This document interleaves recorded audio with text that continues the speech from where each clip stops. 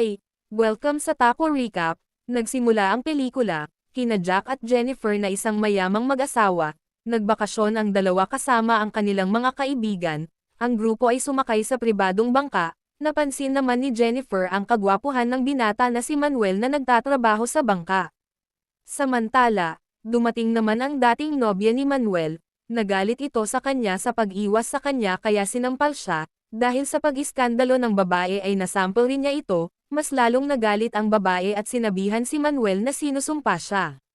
Kinagabihan, dahil lasing na sina Jack at Jennifer, naiinis si Manuel dahil naririnig niya ang dalawa na nagbardegulan sa katabi niyang kwarto, hindi na niya tinuloy ang pagbasa ng libro at nakinig na lang sa sigaw ni Jennifer. Kinabukasan, hinahanap naman ni Jack si Manuel dahil hindi pa dumating ang alak na inutos niya sa kanya. Sumagot naman si Jennifer na gumawa ng margarita si Manuel para sa kanya. Dumating naman ang kapitan ng bangka at tinanong si Jack kung ano ang problema. Bigla naman dumating si Manuel na may dalang alak.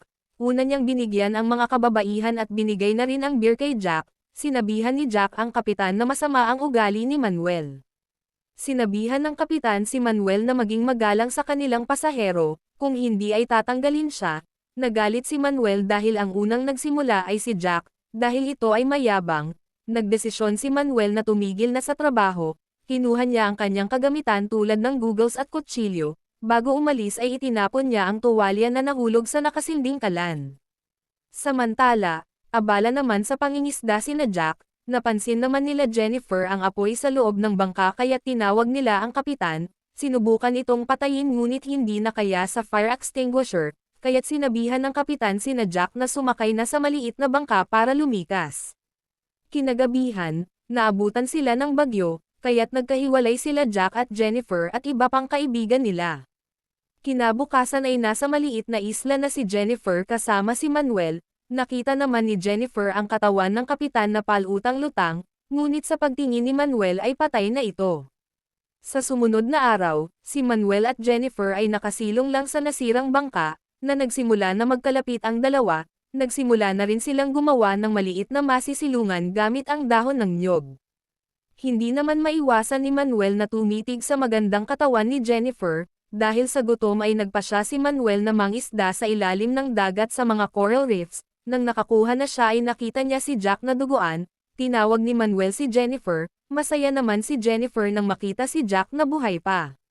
Nang makagpahinga, nagselo si Jack dahil nakita niya ang dalawa na masayang nangangisda. Nang matapos silang mangisda nagulat ang dalawa na nakagawa ng apoy si Jack, hambog na pinakita ni Jack ang kanyang lighter kay Manuel.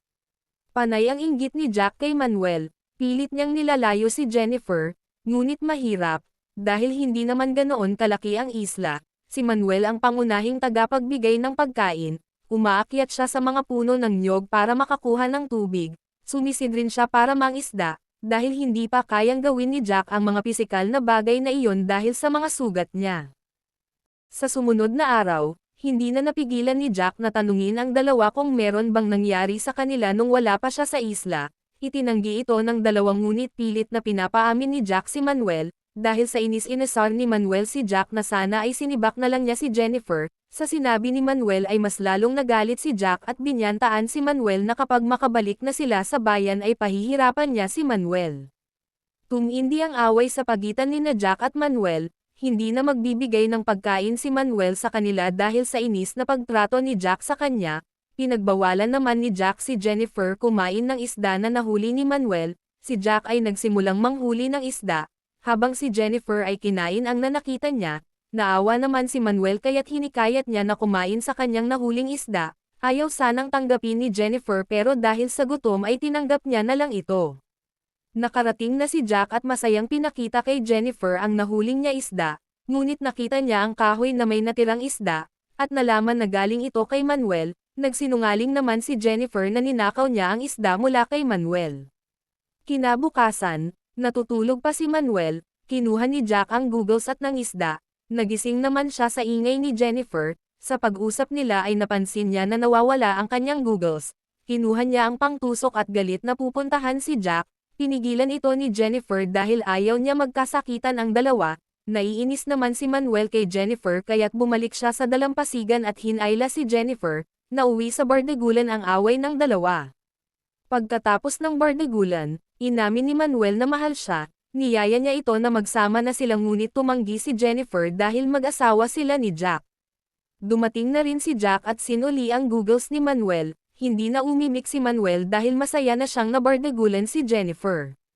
Nagtataka naman si Jack kung bakit hindi siya inaway ni Manuel, tinanong niya si Jennifer kung ano ang ginawa ni Manuel, nang nalaman na kinuha niya ang googles niya, sumagot lang si Jennifer na nagalit si Manuel at tumahimik din, ngunit sa mga sagot ni Jennifer ay napagtanto niya na nagbardagulan ang dalawa, itinanggi naman ito ni Jennifer ngunit hindi naniwala si Jack, hinailan niya ang buhok ni Jennifer at pumunta sa kubo ni Manuel at iniwan, agad na pinapakalma siya ni Manuel na huwag nang balikan si Jack.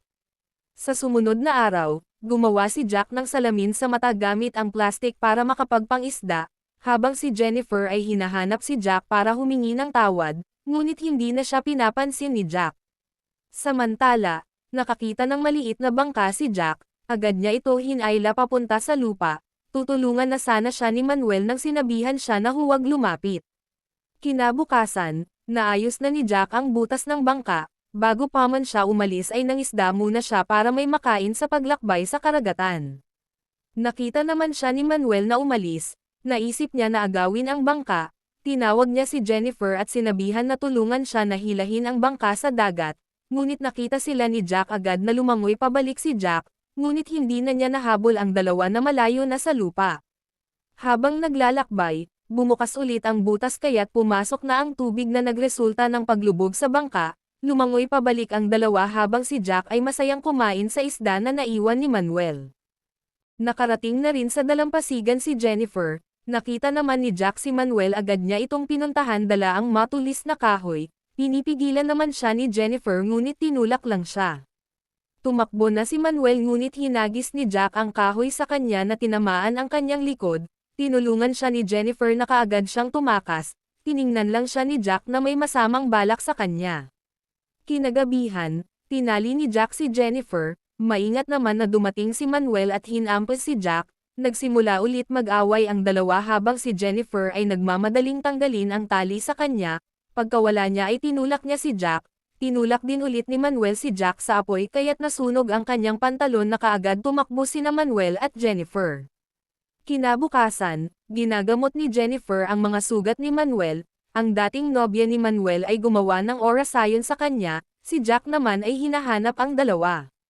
Dahil sa orasayon ng dating nobya ni Manuel ay nahanap sila ni Jack, nagmakaawa naman si Jennifer na itigil na ang away dahil hindi na kaya ni Manuel dahil may lagnat siya ngunit hindi naawa si Jack, hinagis niya ang kahoy na kaagad nahulog si Manuel, tumalon na rin si Jennifer at inaway si Jack, kumuha ng bato si Manuel, ngunit ang orasayon ng kanyang dating girlfriend ay patayin siya, natamba si Manuel at natusok ang kanyang likod kagaya ng ginawa ng dating nobya niya sa isang manika.